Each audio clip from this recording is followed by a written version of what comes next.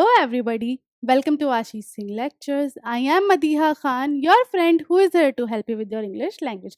तो last class में हमने देखा था कि फ्रेजल वर्ब्स क्या होते हैं, कितने टाइप के होते हैं और थोड़ा सा देखा था कि आइटम्स क्या होते हैं। अब आइटम्स कितने टाइप के होते हैं और किस तरीके से यूज़ होते हैं वो हम आज की क्लास में देखेंगे। उसके साथ मैं तुम्हें बताऊंगी कि जो कॉमन फ्रेजल वर्ब्स हैं वो कौन-कौन से होते हैं, उनका मीनिंग क्या होता है और वो किस तरीके से सेंटेंस में यूज़ में आते हैं। उसके साथ-साथ हम जो है एक्सरसाइज़ भी करेंगे फ्रेज़ल वर्ब्स और आइडियम्स की। तो without further ado let's get started. ठीक है, आप देखो फ्रेज़ल वर्ब्स देख लो पहले जो कॉमन है और उनके मीनिंग्स भी देख लो और किस तरीके से वो यूज़ में आ रहे हैं, वो भी देख लो। तो पहला है बैकअप, ठीक है, बैकअप। अब देखो बैकअप जो है ना वो एक तरीके से सेपरेबल फ्रेज़ल वर्ब है। क्यों? क्योंकि यहाँ पे आप बीच में कोई भी ऑब्जेक्ट यूज़ कर सकते हो। ठीक है? तो ये एक तरीका क्या है सेपरेबल सॉरी।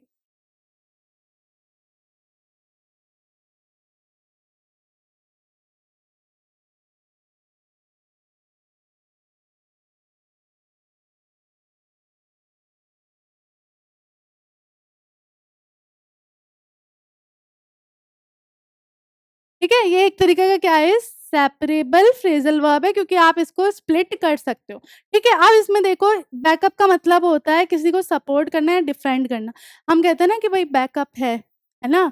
तो यहाँ पे क्या होता है बैकअप आपका क्या काम करता है या एक तरीके से आपको सपोर्ट भी देता है और हम बैकअप को एक इसमें भी बोल सकते हैं कि भाई डिफेंड करने में भी काम आता है। अब इसका एग्जांपल देख लो simple, when the class was making fun of me only the teacher backed me up.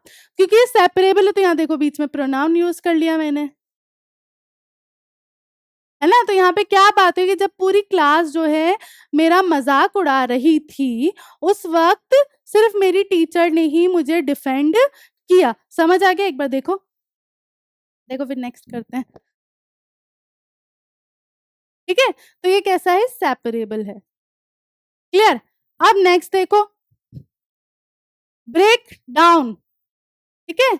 Break down ये इनसेपरेबल टाइप का है। ब्रेक डाउन का मतलब हुआ कोई चीज़ या तो काम करना बंद कर दे, है ना? जैसे बेसिकली हम ब्रेक डाउन कभी ज़्यादातर किसके लिए बोलते हैं, कोई मशीनरी होती है ना, उसके लिए बोलते हैं कि वो काम करना बंद कर दे, है ना? ठीक है?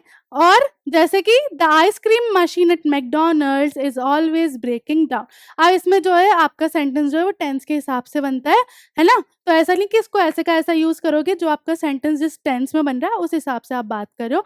तो आपने क्या बोला कि भई जो आइसक्रीम मशीन है मैकडॉनल्ड्स की वो हमेशा ही खराब होती रहती है, मतलब वर्क करना बंद कर देती है। क्लियर हुआ?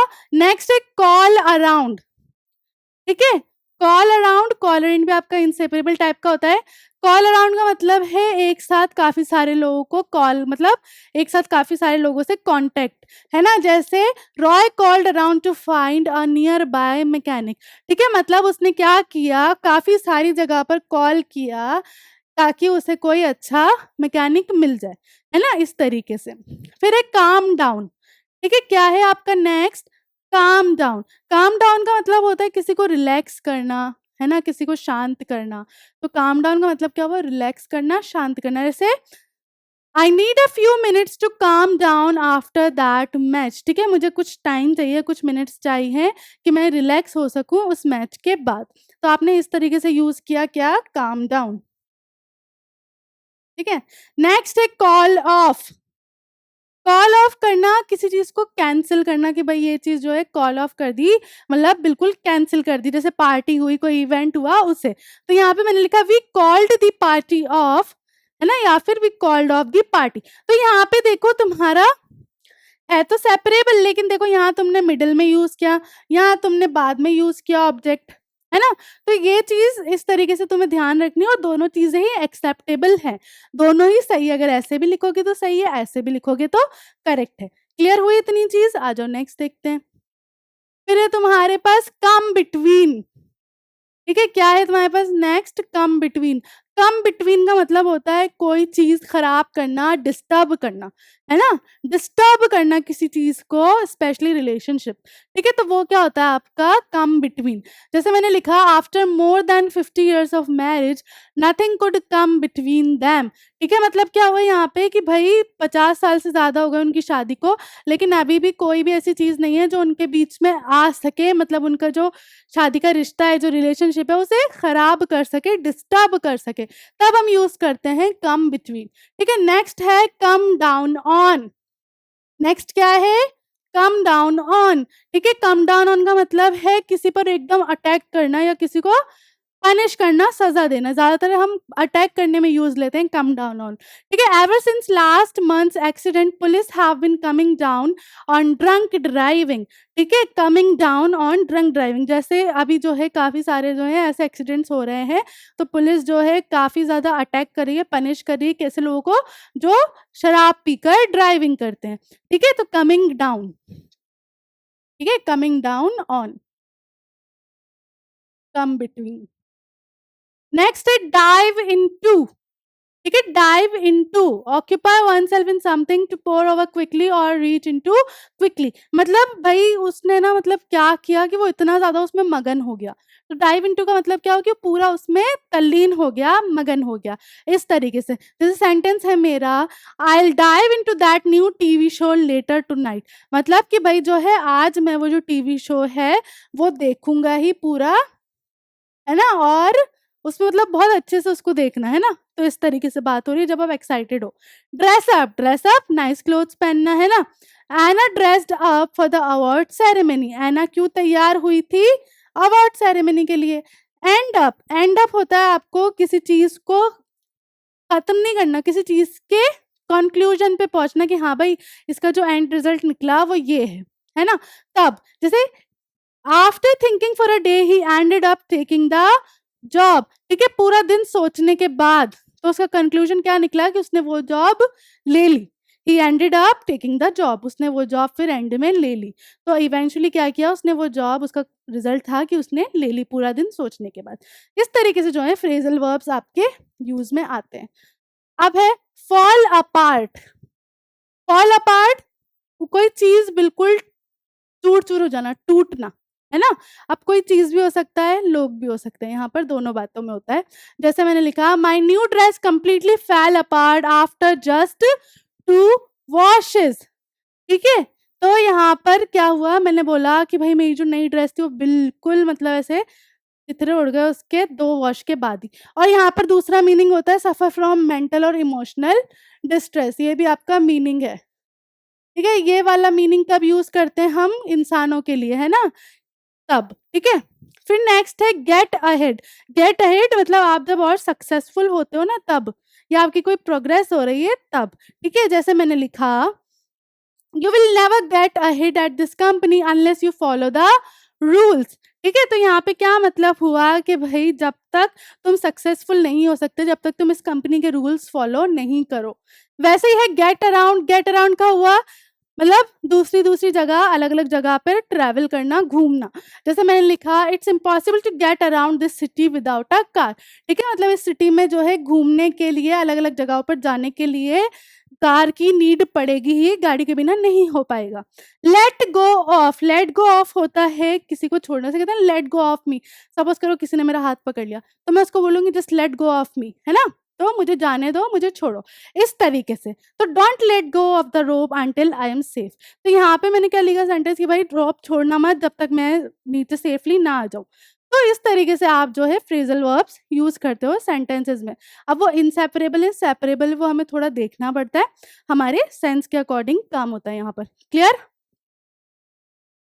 चलो, अब हमने आइटम्स तो पढ़ लिए थे कि आइटम्स होते हैं क्या, उसके टाइप्स जान लो। ठीक है, पहला है प्योर आइटम।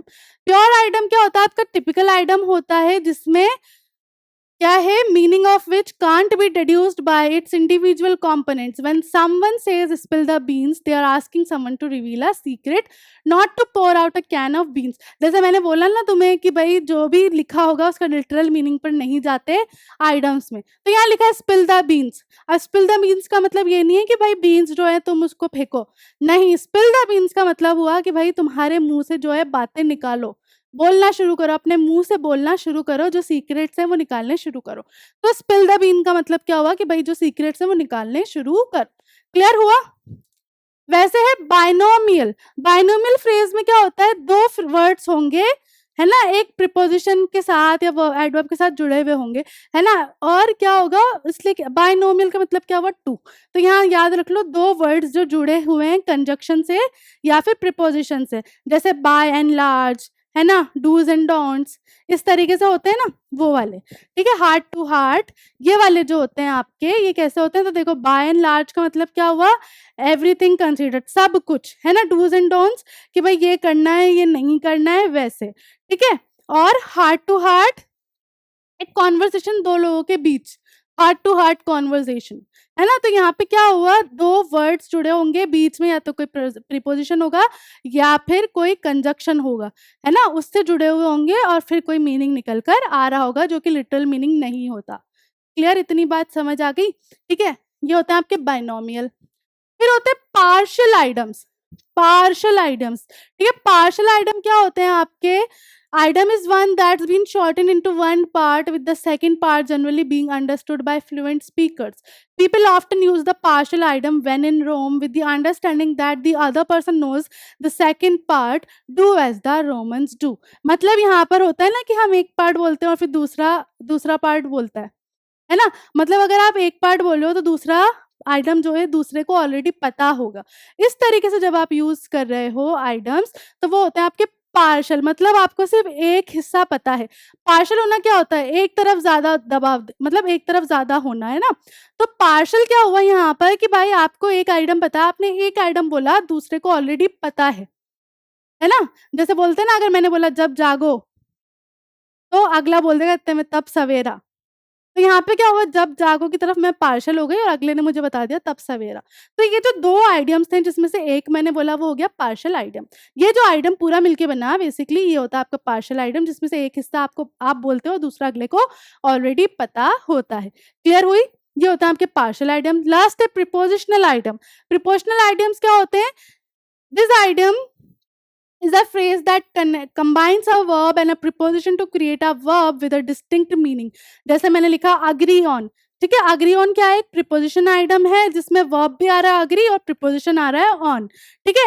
agree on का मतलब क्या हुआ कि आप जो है सेम ओपिनियन पे राजी हो कि भाई हाँ जो उसने बोला उस पे मैं भी राज़ी हूँ। तो यहाँ पे एग्री ऑन में क्या हुआ, एग्री हमारा वर्ब हो गया, प्रीपोज़िशन क्या हो गया ऑन। तो इस तरीके के जो सॉरी आइटम्स होते हैं वो कौन से होते हैं? प्रीपोज़िशनल आइटम्स होते हैं जिसमें वर्ब और प्रीपोज़िशन दोनों आता है। ठीक है? तो ये हो गए टाइप्स ऑफ आइटम्स। अब आइटम्स यूज़ कहाँ पर होते हैं वो देखो। अ स्पीकर और writer often uses items to convey a message to someone else in more creative way. Think of them as a type of spice that prevents your conversation or writing them before to blend. So instead of saying you are correct several times, you might throw in you hit the nail on the head or even bingo for a little variety. तो यहाँ पे क्या होता है, आप चीज़ें अच्छी मतलब थोड़ा-सा उसमें स्पाइस अप करने के लिए, एंटरटेनिंग बनाने के लिए आप जो है यूज़ करते हो, है ना? तो यहाँ पे आप सिंपल बोलो कि यार अच्छा तुम्हें अभी होश आ गया तो तुम अभी भी कर सकते हो। इससे तो बेटर मैं बोलूँ ना जब जागो तब सवेरा, तो तुम्हें भी थोड़ा अच्छा लगेगा सुनने में। तो आइटम्स जो होते हैं वो इस तरीके से यूज़ आते हैं कि आप जो एक नॉर्मल ब्लैंड लैंग्वेज है, आपकी फीकी-सी लैंग्वेज है, उसमें कुछ तड़का लगा सको, ठीक है? तो यहाँ पे इस तरीके से बात हो, जैसे ना आपने कुछ बोला, तो मैंने बोला हाँ यार ये ठीक है। अब उसकी जगह मैंने बोला बिंगो, तो कितना अच्छा लगा। तो इस तरीके से आइटम्स जो हैं यूज़ में आते हैं, ठीक है? अब आइटम्स के कुछ एग्ज़ाम्पल हैं। Under the weather, under the weather का मतलब होता है नॉट फीलिंग वेल, है ना? अंडर द वेदर क्योंकि आपको क्या होता है मौसम की वजह से ही आपको जो है सर्द-गरम हो जाता है या कुछ हो जाता है, तो आपने बोला कि भई मैं जो है अच्छा फ़ील नहीं कर रहा, तो आपने क्या बोला I am under the weather, इस तरीके से। जैसे नेक्स्ट है break a leg. Break a leg हम किसी को कब बोलते हैं? जब हम किसी को गुड लक विश कर रहे हों, है ना? जैसे आप कहीं जा रहे हो, है ना? और आपका सपोज़ करो कोई मैच है, तो मैंने बोला ब्रेक अ लेग, मतलब अच्छा करके आना, तुम्हें मैं अच्छा गुड लक विश कर रही हूँ। Once in a blue moon, once in a blue moon, once in a blue moon आता है कभी? बहुत रेयरली होता है रेड मून या ब्लू मून, है ना? तो क्या हुआ, मैंने बोला once in a blue moon मतलब बहुत ही कभी, बहुत ज़्यादा ही कभी, बहुत रेयरली, ठीक है? इस तरीके से आप आइडम्स यूज़ करते हो। जैसे मैंने बोला the ball is in your court, ठीक है? The ball is in your court मतलब कि भाई जो भी डिसीजन लिया गया है, जो भी चीज़ है वो तुम्हारे सपोर्ट में है ना? तुम्हारे सपोर्ट में है तो बॉल जो है वो तुम्हारे कोर्ट में है। इस तरीके से। You can say that again, ठीक है? You can say that again क्योंकि वो ट्रू है इस तरीके से। To avoid saying something sorry beat around the bush. Beat around the bush कब बोलते हैं हम? जब हमें कुछ बोलना है लेकिन हम बोलते नहीं है तो हम क्या कर रहे हैं झाड़ियों में ही इस तरीके से बीट अराउंड द बुश, ठीक है? Hit the sack. Hit the sack कब बोलता है कि भाई जाओ जाके सो जाओ, go hit the sack, go hit the sack right now. तो मतलब गो टू योर बेड, सो जाओ जाके। Kick the bucket, kick the bucket मरने को। By the skin of your teeth, by the skin of your teeth भाई करा ही नहीं है मतलब तुमने तो ना के बराबर काम किया है, ठीक है? इस तरीके से बात होती है तब आपके जो हैं आइडम्स यूज़ में आते हैं। चलो, अब इसकी कुछ एक्सरसाइज़ देख लेते हैं। अब यहाँ पे तुम्हें आइडम्स को उनके मीनिंग से जोड़ना है ना? अब यहाँ पे देखो लिटरल मीनिंग नहीं होगा जो उसका एक्सप्लिसिट निकल के आएगा सॉरी इम्प्लिसिट निकल के आएगा वो देखना। Don't add fuel to fire, ठीक है? तो मैंने बोला था आग में घी डालने का काम मत करो, है ना? या फिर कोई फ्यूल पेट्रोल भी डाल दोगे तो आग भड़क जाएगी। तो उसका मतलब क्या हुआ? उसका मतलब हुआ don't make a bad situation even worse मतलब कि भाई जो सिचुएशन ऑलरेडी खराब है उसको और ज़्यादा बदतर मत करो, ठीक है? A penny saved is a penny earned तो यहाँ पे तो मतलब क्या हुआ कि भाई एक सिक्का भी तुमने बचाया तो वो एक सिक्का भी तुमने कमाया। लेकिन इसका रियल मीनिंग क्या हुआ? It's good to save money rather than spending it and wasting it, ठीक है? मनी सेव करना ज़्यादा अच्छा है, ना कि उसे खर्च किया जाए और वेस्ट किया जाए, ठीक है? तो ये वाला मीनिंग निकल के आ गया। Around the clock, around the clock time तो ऑल द टाइम 24 आवर्स पूरे। फिर है a picture is worth than a thousand words. A picture is worth than a thousand words का मतलब क्या हुआ कि भाई पिक्चर्स जो है ज्यादा अच्छी इंफॉर्मेशन दे सकती है आपके बोलने से। तो इसका तो ये रहा सामने के सामने, है ना? फिर है it's all in your head. जो भी बातें हैं वो सारी तुम्हारे दिमाग में ही है, दिमाग में ही है मतलब कि रियल नहीं है।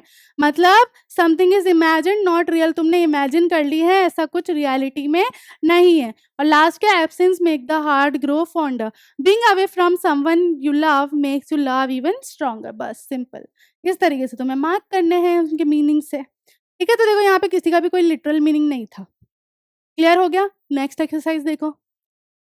अब नेक्स्ट में तुम्हें देखो मल्टीपल चॉइसेस हैं, तुम्हें यहाँ पे देखो अलग से मार्क किए गए हैं कि भाई ये जो है तुम्हारे क्या है आइटम्स ऑफ फ्रेजेस हैं, इसका जो मीनिंग निकल कर आता है वो बताना है तुम्हें। तो first is Sukanya stood by her husband in well and वो, ठीक है? एक सेकेंड रुको वापस ये यूज करते हैं। तो यहाँ लिखा है वेल एंड वो, ठीक है? तो वो क्या होता है? दुख, दुख है ना, दुख पीड़ा।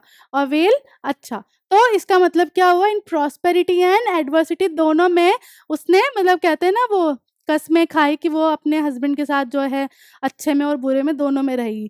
तो प्रॉस्पेरिटी में भी और एडवर्सिटी में, ठीक है? नेक्स्ट है we talked over the matter for an hour but without any result.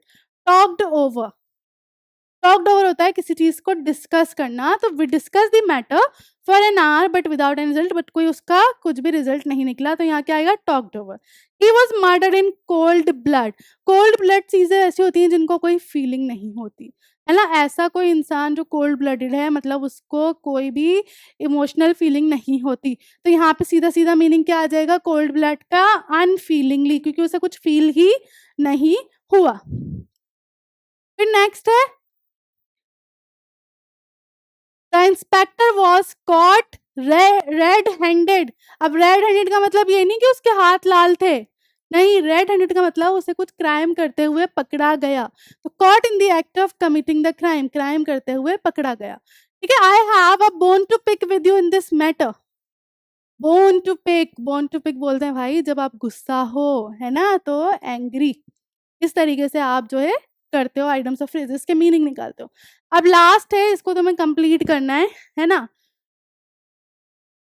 Could you dash this application form please. ठीक है, तो मैंने क्या लिखा, क्या बोला है यहाँ पर कि कुड यू, अब एप्लीकेशन फॉर्म क्या किया जाता है, फिल किया जाता है भाई, है ना, फिल ही किया जाता है। तो मैंने क्या बोला, फिल इन, क्योंकि यहाँ देखो दिया हुआ है मुझे फिल इन, फिल इन, ठीक है, फ्रेजल वर्ब है यहाँ पर। I'll never talk to you again, we are through, मतलब we are done, तुमसे दोबारा बात नहीं करूंगी मैं, तो we are through और exclamatory mark. If you don't dash we can't hear you, अगर तुम बोलोगे नहीं तो हम तुम्हें सुन नहीं पाएंगे, तो स्पीक अप।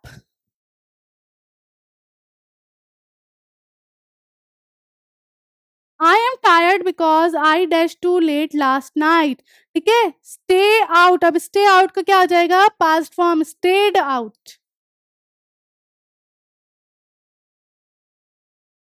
ठीक है, स्टेड हो जाएगा ये ईडी और out. The plan dash late because of the bad weather. ठीक है, तो यहाँ पे क्या है, टेक ऑफ, तो यहाँ क्या आएगा, टुक ऑफ। तो इस तरीके से आपको जो है बस थोड़ा सा टेंस का ध्यान रखना है और इस तरीके से काम करना है। सिंपल, ये समझ आ गया। नेक्स्ट देखो, इनको इनके मीनिंग से मैच करना है। ठीक है, फ्रेजल वर्ब से उनको उनके सिनोनिम से मैच करना है, मतलब मीनिंग ही है एक तरीके से। पहला है पुट ऑफ। ठीक है, कोई भी चीज पुट ऑफ कर देना मतलब क्या हुआ, उसको पोस्टपोन कर देना, आगे बढ़ा देना। ठीक है, कॉल ऑफ, कॉल ऑफ पहले भी बता चुकी हूँ, कैंसिल कर देना कोई भी चीज।